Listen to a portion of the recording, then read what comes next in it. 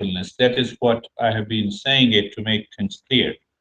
In the first section of the Patanjali Yoga Sutra, we cover the 4 verses, 4 sutras. And what did we cover? What is yoga? What is non-yoga? What is yogic state of the consciousness? What is yogic state of the consciousness? Then in the second, then we also understood that yoga is much more than union of the body, mind, and the soul. Do you know we have 3 souls in our body? That's, there are 2 souls. The spellings are different, but so we don't know about the soul, and we start talking about body, mind, and the soul. Neither your student understand, nor you understand, but still, oh, there is a soul. Don't go to that. Now, the commentator, the original commentator of Patanjali Yoga Sutra, in the first 4 verses says, yoga is mindfulness, and this is. Then we covered the second one. Second one, what did we cover? Yes, we covered that. Did we cover that? Yes, there are 5 subjective states of the mind. There are 5 objective states of the mind. So these different states of the mind makes us crazy, makes us lazy. We fall into the pleasure, we fall into the pain. They are responsible for our illnesses, any kind of a disease. The journey starts from the pleasure or abstinence. I had a wonderful friend in the Princeton, and she told me, you know that, Acharya, I became purely vegan. I started my journey in America as an Acharya, as a title given to me by my masters. I left for this time. You don't need it. So the next week she came to my class and she told me, I was feeling very weak. So I said, then what you did? I started eating beef. I said, wonderful. Now your weakness is over? Yes. Make a right choice. It comes from that subjective and the objective states of the mind that we discussed in detail. Yeah, that is what we discussed. What happens when you start? Yes. Now, then we also in the third part, we understood 2 principles that I explained. What is that? Abhyas, Vairagya, Abhyam, Tannirodha, regular practice, and non-attachment. We discussed about what exactly is the non-attachment. It is transcending, living into that peace. You are not fighting with it. There is a craving. No, I'm 200 pounds weight, so what should I do? Go to the Google, find out how to reduce my weight. And they say, okay, only 3 meals. Not this, only this. Not this, only this. So I live in more pain because I already have a craving. So I'm inviting more illnesses in the future by reducing my weight now because the inner state is not in peace. So we discussed about what we discussed about. Yes. Abhyas, Vairagya, Abhyam, Tanirodhan. We went deeper into what exactly it means by regular practice. So if you do the regular, we normally say, oh, I did your practice, but I didn't find the result. I said, yes, you definitely, there is no result of mindfulness. When people, sometimes people ask me, I said, there is no result. So why we are practicing? I said, that you should know. You have come to me. I'm not going to. And then, slowly, that is the principle: regular practice, the timing, the discipline, education. Your goal is to evolve the mind. All those principle works, and then you move into the right form of you. Okay. Now going back. Yes, now going back. What happens now? Looking at you, interested. Let me see those verses.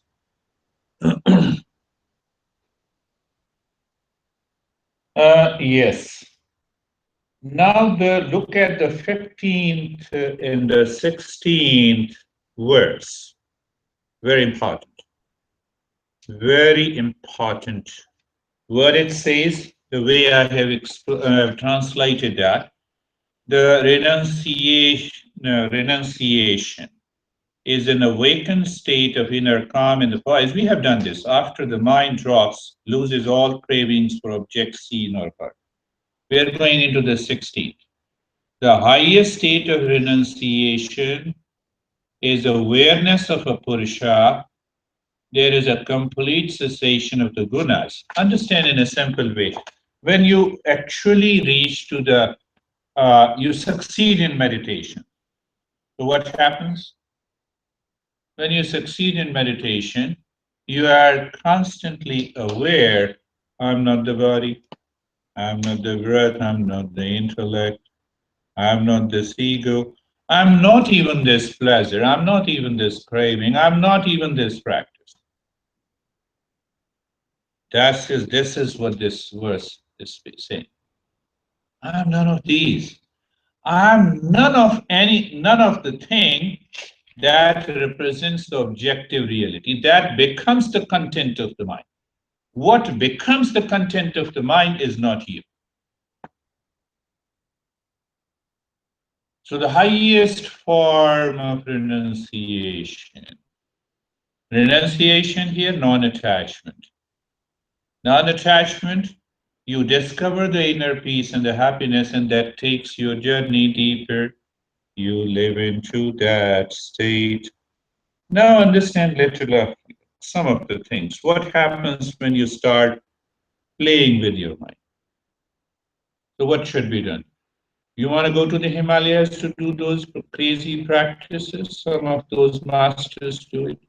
They stand on one foot and they claim they are sitting in one foot. They are standing on one foot for a couple of months. Then what happens? Gangrene, pain. Is that yoga? That is not austerity. That is not renunciation. So here it says, what is austerity? What is penance? What is not? Play with the mind. Mind has been playing with you. Now you play with the mind. That is the real aspect of the Tantra and the yoga. What happens when you play with the mind? What happens? I like you, I dislike you. For example, I love you. So I like you, I dislike you. Become aware. Mind, you're playing with me. I like everyone. Done. Finished. My honey told me something. Thank you. I'll talk to you later. Done. Play with the mind. Play with the mind. When you can play with the mind, when you are aware. How can you play with the mind when you are already stressed? If the mind blames that you are responsible for my sorrow, how can you play with the mind? Mind has already started playing. Find out what should be done. This is the sutra. Pain, same thing. Pain, pleasure, sorrow, happiness, likes, dislikes. Haves and have nots, rich and poor. So it means desires in the mind is creating all craziness. Like is a desire, dislike is also a desire. How come the dislike is a desire? I want to get away with you. I want to live far. Can I find other job? My boss is crazy. See, why don't you change yourself? This is what the sutra says. What the science says, when you have a problem, you have a fight, you have a flight, you have a fright. Fight, flight. Dr. Ciale was great master, who started with this concept. Stress response, fight, and fright. You remember? Do you know that, Dr. Ciale? Okay. What yoga says? What yoga psychology says? Whether there is a fight, there is a flight, there is a fright, there is a like, there is a dislike, there is a pain, there is a pleasure, there is enjoyment. What yoga says? Move from wrong perception to the right perception first before you take an action. I'm angry over you, Angelina, so let me hold back. Let me hold back, move to right perception. Anger is already gone. How are you, Angelina? No, I'm not angry, right? See, can we do that in our day-to-day life? The moment you start doing that in your day-to-day life, you start living in yoga. Then you don't practice yoga. You live in yoga. You live in Tantra. You live in mindfulness. This is what the next sutra, the 16th verse says. I'll come to that. Now understand through the other example. I'm just talking about that highest form of the non-attachment is just a play and a fun. Highest form and the lowest form of the non-attachment, I am practicing what? Now I'm stick to being vegan. No, I'm purely non-vegan. No, I have stopped dairy. Why don't you stop your anger when you meet your boss? That is more important than all these.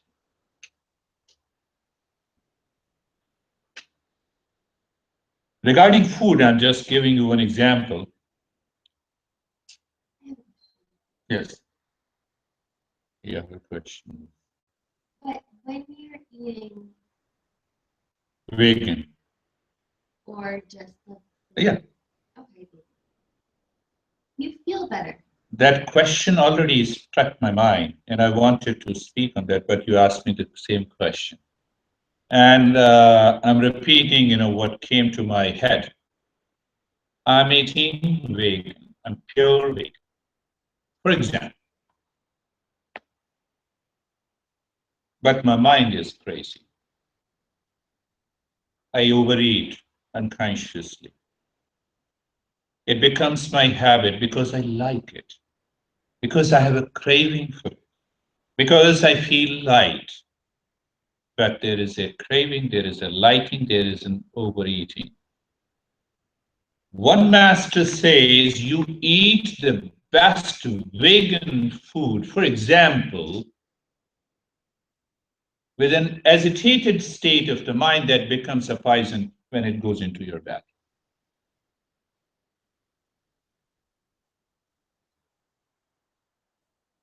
I have seen a lot of people, they claim, I'm purely vegan. I found them in cancer. I found them purely eating meat. They have other problems. And they told me that I have been doing this for the last 40 years. You see that? I've been so good. You have been so good to the food, but the food is not good to you. I had a friend who immigrated to Texas, and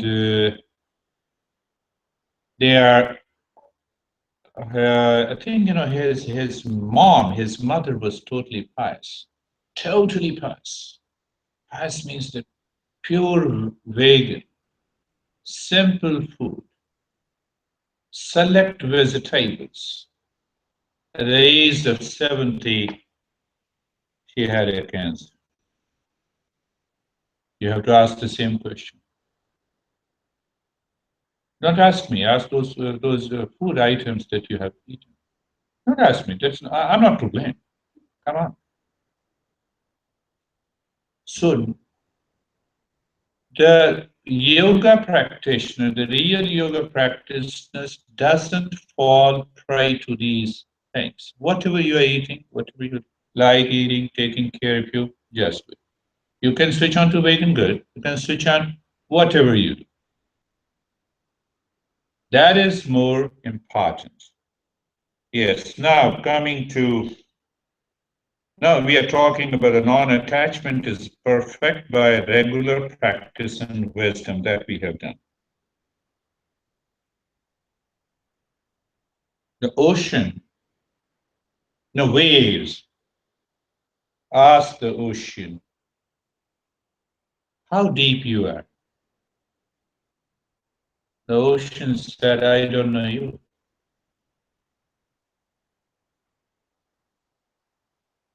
The ocean asked the water, do you know me?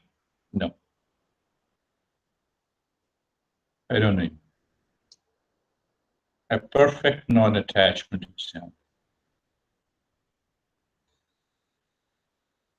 Can the waves ever succeed in knowing what the ocean is? Can my right arm ask me, do you know me? Same. Look at the highest form of the wisdom in the Eastern cycle. You understand what I'm saying? You understand? Right arm, left arm is asking me, do you know me? Come on, come on. Same thing to the waves, to the ocean. And then ocean to the water. Ocean is asking, do you know me? I'm such a big Atlantic Ocean, Pacific Ocean. The water laughs. Do you know if I'm not there, can you ever think you're an ocean? That is the self. So when you discover that inside you, then you realize you're not the body, the mind, the intellect, and the ego, and that is the perfect state of yoga. You understood that? This is what you live in non-attachment every day. You definitely practice non-attachment. You all have to be truthful completely, 100%. Sure, Michelle? Okay. So last time when we met Friday. Yes, we met on Friday. Once the class finished, how many times you remembered me? Nothing. You didn't have to answer me. You didn't remember. Is it not the non-attachment? Remember what you said, or like? No, she didn't remember me. How many times you remembered me? Think about you or remember? Huh? You think about you? Yeah. Sometimes you like pop into my head in situations, like I was saying before, I'm like, oh yeah. But that helped you to raise your wisdom. Yeah. That did not have any kind of an attachment. Oh, Yeah? You're doing it. It's good that you're doing it. How many times? You don't remember. So if you're like missing someone, that's Why you are missing that something or someone? Ask yourself. But don't tell your honey. Just play. I always miss you, honey. Play. really. What do you mean by really? If you are really missing, what it means by real? I mean, like, I want to know. you Come on. said, like, you don't tell your other, oh, I don't miss you, I'm not attached to you. You like Never say this. That is the way the word is. In the world, you have to play game. The word is a play. Hi, honey, I always miss you. right. you're playing. Well, if you ask, You don't. if you put the same question to me, then I may ask you something more. You can miss somebody but still not feel attached to them. Or no. The moment you miss somebody, you miss yourself. The game is over. If you've fallen out of your. Yes, you're falling into unconscious. You feel incomplete without a possession, without a relations. Right, where you shouldn't. You shouldn't. So outside play, I love you all. Yes, I miss But you. in reality, you don't. Write on the Facebook every day, I always miss you at every moment. You don't. That is an expression. I'm not saying that don't make a good expression in the society. Right. But if you take it on your head, then you are in hoga, then you create problem to yourself. Huh?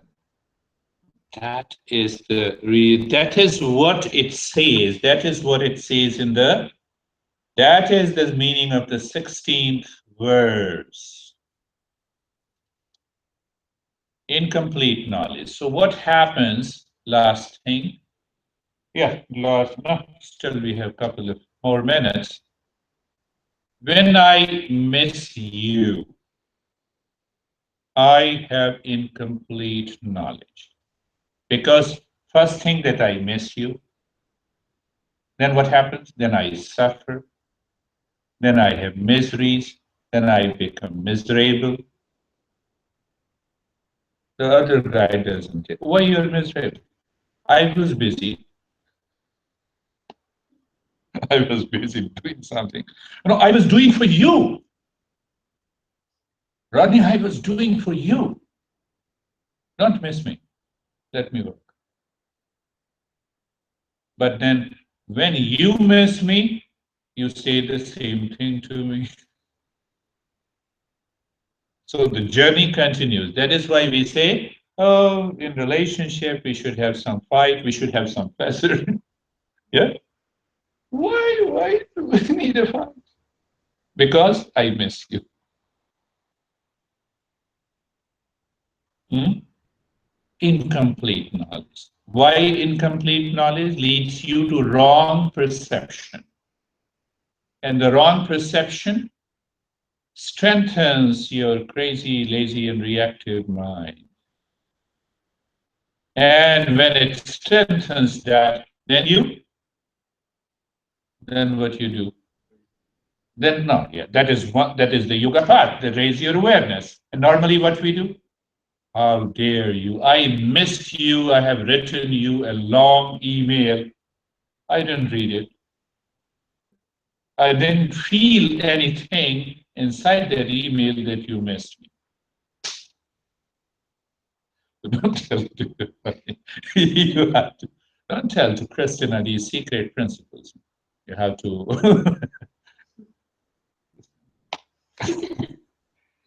so you have to this is what it says.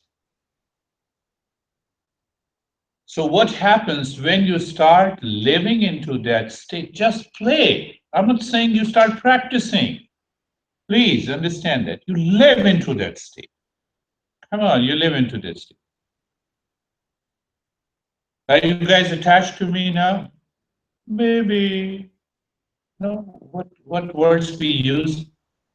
Oh yes, I have a very good friend. So she told me last week, oh, I have a crush on this guy. I said, what is the meaning of this crush?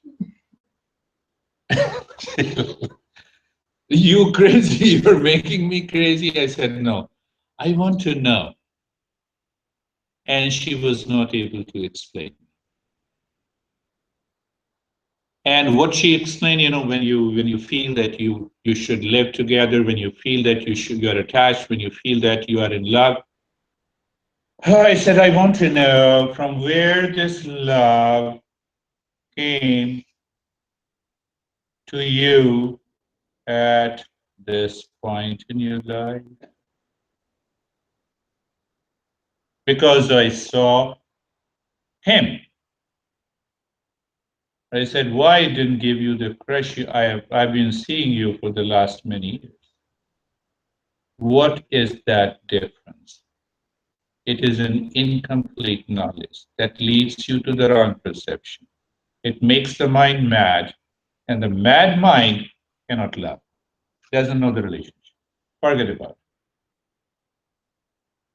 You're clear? Do it with a smile. Why you started thinking?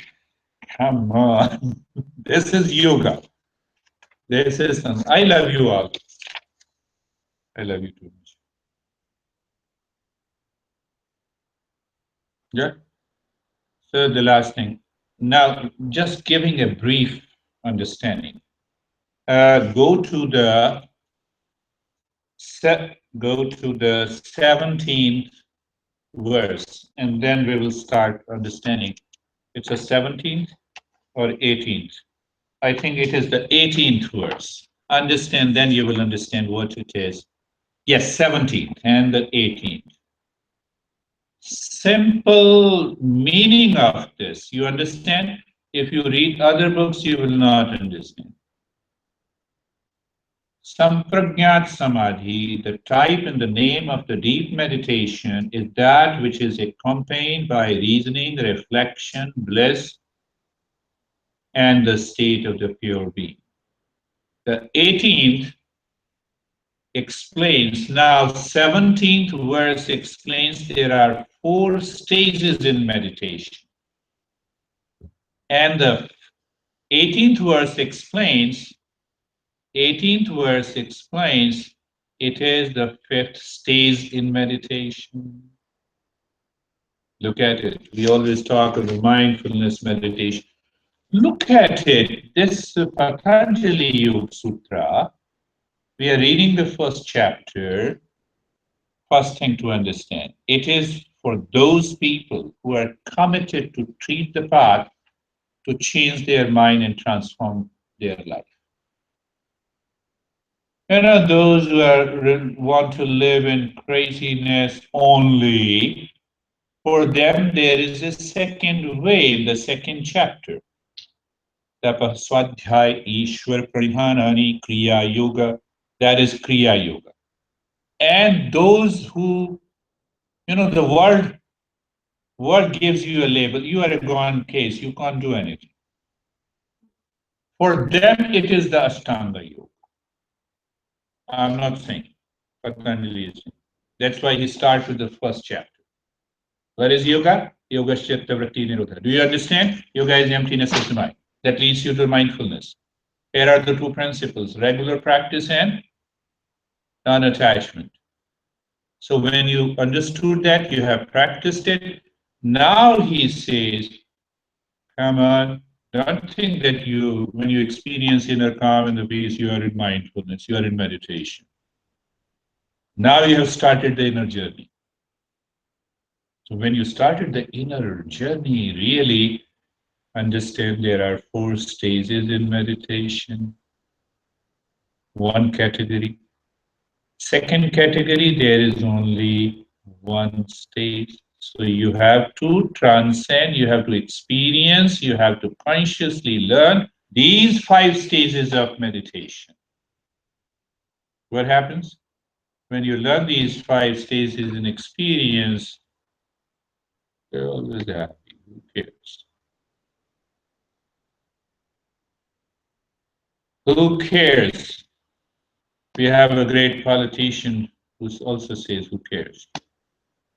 Is going to be nominated now. Presumptive nomination is there. I don't know, but 5 stages. And these 5 stages, you explore the inner workings of the mind. This is the journey to the Eastern psychology. Where the neuroscientists always talk about it. Okay, inward moving of awareness and attention fires the brain to rewire it. Now, if it doesn't do it, then start practicing loving kindness. Why not hating kindness? In meditation, you don't make any difference. Why? Because they don't study these principles. Simple thing, they don't study these principles. You see, these two verses explains there are 5 stages of meditation. So the first stage of, now understand the first 4 stages of meditation. Let me give you one example and then you'll understand this. You're just outside your home, right? Example. You are 20 miles from your home. You're 1,000 miles from your home and you are in California, around 3,000 miles. Yeah. I call you and I say, where are you? I'm just outside my home. You gave me the right answer. The answer is right. Right? Isn't it? You don't say me that you're in California, 1,000 miles away, unless I ask you further question. Second question I ask you, can you move into your house and pick up the paper that I gave you yesterday? Then you say, if you're in California, then you clarify. What do you clarify? I'm too far. It will take me 3 days. So when you ask me some question related to meditation and helping you to manage your illnesses, I understand that. It is based on your response. You're too far, or you're too near, or you are ready, or you can move into your home instantly in no time. Right? You understand that? Just outside the home, 20 miles, 100 miles. So that is why it takes the time. But I cannot tell you unless you are wise enough, ready to listen. That is the first thing. But when you are in California, that means you're 3,000 miles, you are busy in your worries, in your cravings, you have a lot of hoga, a lot of attachment, and now you want to get into meditation just here and now. How it is possible? Come on.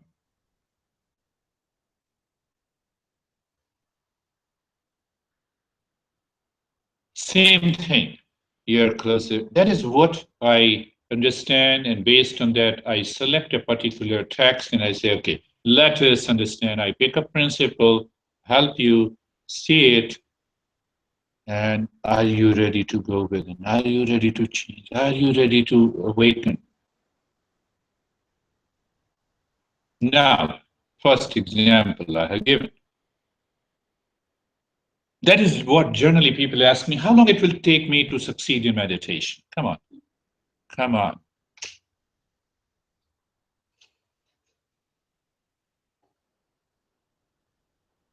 Now understand a simple, and then I'll bring an end and give you a break for 5-10 minutes. Let's take an example of an ocean and waves.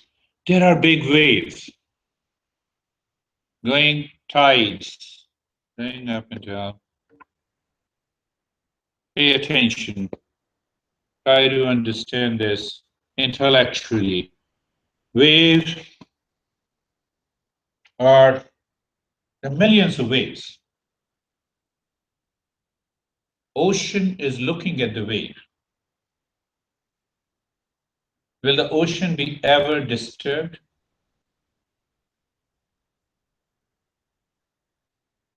Waves. Nothing.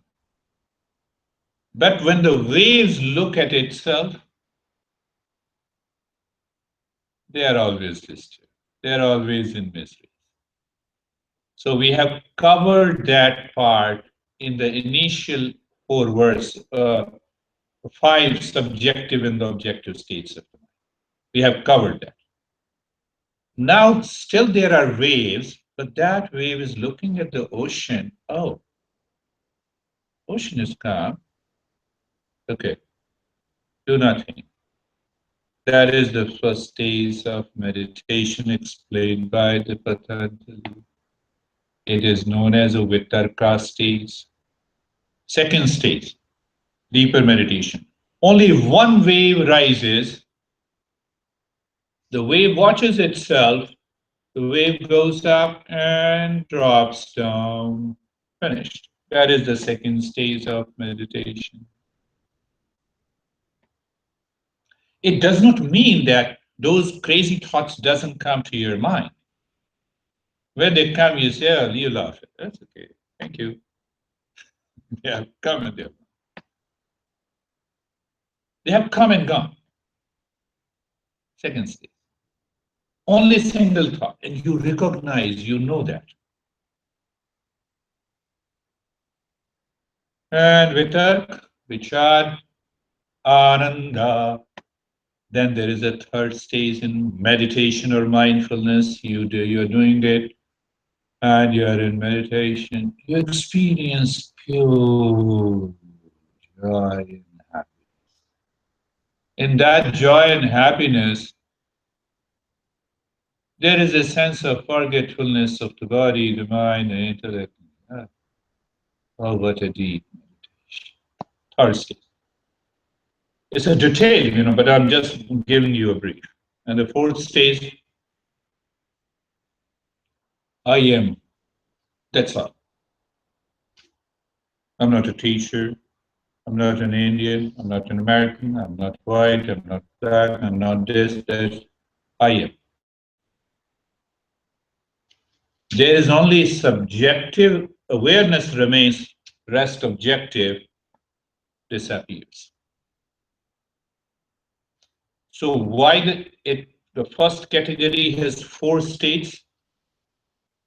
Look at the Eastern psychology. The Eastern psychology says that these are very finer objective contents of the mind as you pass through the 4 stages of meditation. So what is the ideal 5th state? There is no content. Even the I-ness is not there. But there is an awareness.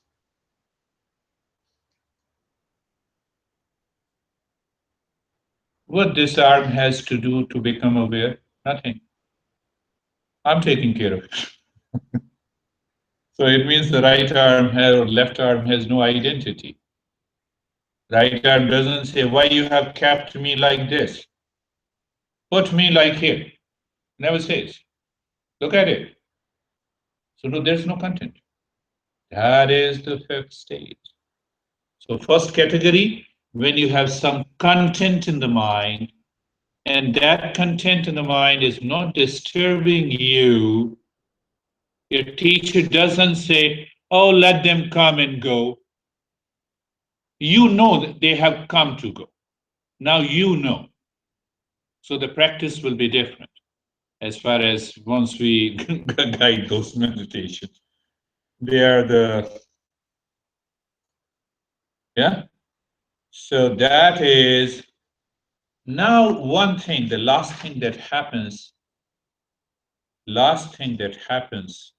that is extremely important. In the 5th stage, that is no content, what happens to the mind? Is that yoga nidra? No. Yoga nidra has nothing. Yoga nidra is just a very surface level, even it is not a meditation. These are the higher and the deeper states of experience in meditation. We need to practice, but these are the actual states. Yeah. These are the different stages, you can say, or different states. Different stages. As you continue to practice or continue to be in the journey of meditation, I won't use the word you're practicing meditation. So you're practicing, so one day you see one stage, second day you are on the single day you can pass through the different stages. It's a very deeper states of meditation. Yoga Nidra is at the surface level. Yoga Nidra has nothing to do with this. Yeah. Yes, you have to start with the 4-step relaxation, then Yoga Nidra, and then you have to go into meditation. Yes, yes, it is okay. So these 4 stages, you understand. You recognize, you consciously experience these stages going on inside you. And the 5th stage, that is where there is no content, asampragnata samadhi. Samadhi means meditation. And here it says asampragnata vitarka vichar. Yeah? What is that vitarka vichar? Ananda smita anugamata. Vitarka vichar ananda asmita. Let me make you a little more aware. Rodney is asking me this question, sir. Yeah, but before I complete, in the 5th stage, when you are in a very 5th stage of meditation, your mind always refers inside for anything and everything. You're eating, it goes there. Eating for survival. Eating for starting this engine in the central, the center of your body. That's the center of the United States, middle, Kansas. That's what Michelle told me. So you take care of that center.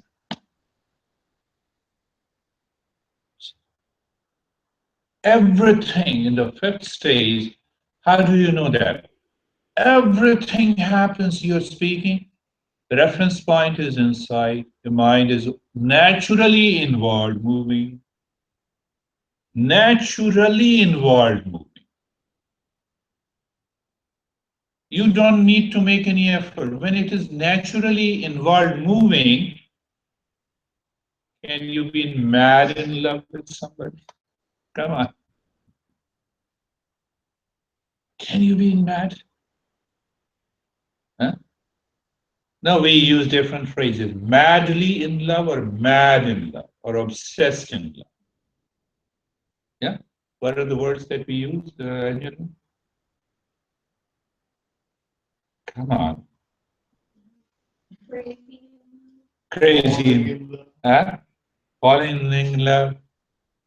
Crazy in love. So without becoming crazy in meditation, you cannot reach to that state.